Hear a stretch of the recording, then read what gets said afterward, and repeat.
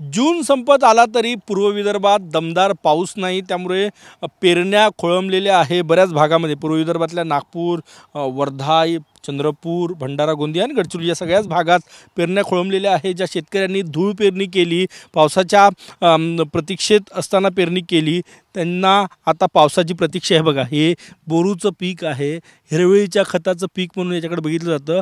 पीक उगवून आलेलं आहे कारण की हे कमी पावसात उगवतं, परंतु आता दमदार पावसाची प्रतीक्षा आहे हे पीक वाढण्यासाठी। विदर्भात अशी स्थिती आहे, ज्यांनी धूळ पेरणीमध्ये कापूस, तूर, सोयाबीनची लागवड केली त्यांनाही आता दमदार पावसाची प्रतीक्षा आहे। बऱ्याच भागामध्ये पाऊसच नाही। बघा, या ठिकाणी 4 इंच पण ओलावा जो आहे तो या ठिकाणी दिसत नाही, त्यामुळे पेरण्या ज्या आहेत त्या खोळंबलेल्या आहे।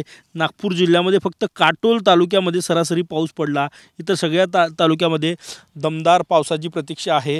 ही स्थिती बघा, हे फील्ड दाखवते तुम्हाला, हे शेत आहे आणि या शेतात पेरणी खोळंबलेली आहे। हीच परिस्थिती पूर्व विदर्भातील वर्धा असो, चंद्रपूर असो, भंडारा, गोंदिया असो, गडचिरोली असो, सगळ्या जिल्ह्यांमध्ये आहे।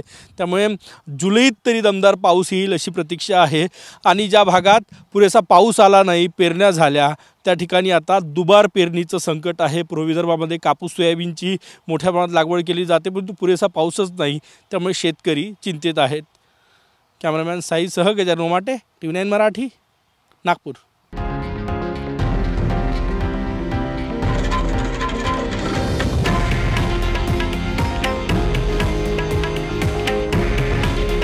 हे आहे देशातील नंबर 1 न्यूज नेटवर्क आणि आपण पाहत आहात TV9 मराठी। काळजी तुमची, हित महाराष्ट्राचं।